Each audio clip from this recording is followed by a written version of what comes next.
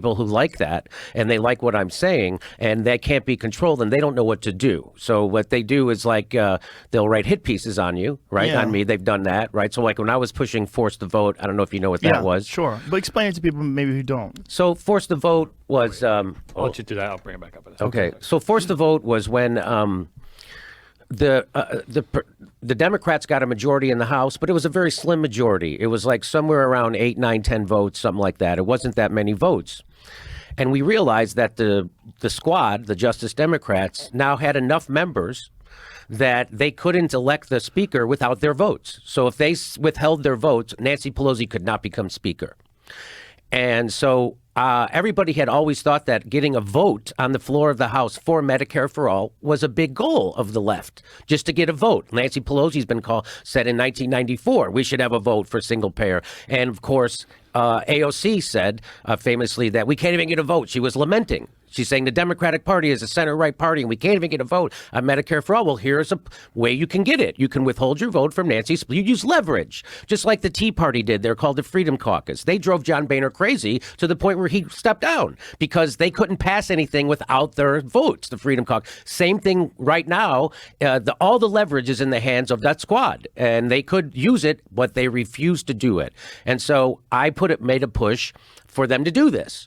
And it was obvious they didn't want to do it. And what do you think is holding them back? Is there? So I think it's what's going on is that as Chris Hedges says, politics attracts the most mediocre people to begin with.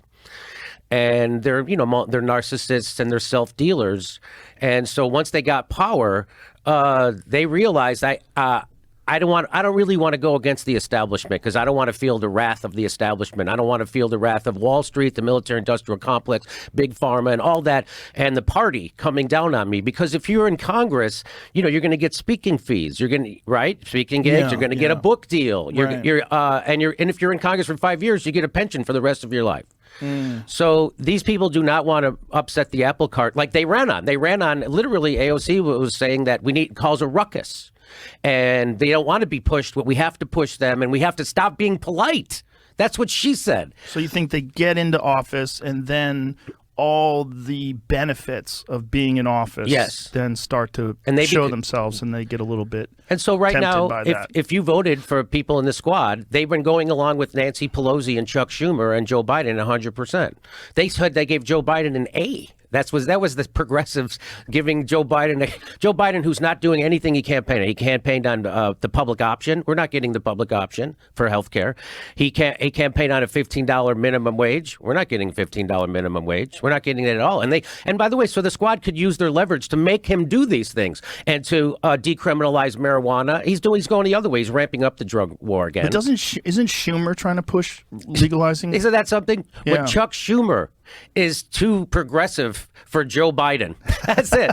The biggest tool of Wall Street. That's why Chuck Schumer is the leader, by the way. Chuck Schumer is not the leader because he's a leader that people want to follow. Chuck Schumer is the leader because Wall Street gives him the most cash that he then divvies out to the rest of the senators. And that's why he's the leader, because they need his cash. And he's the biggest puppet of Wall Street. But that's why Joe Biden and Kamala Harris are president and vice president.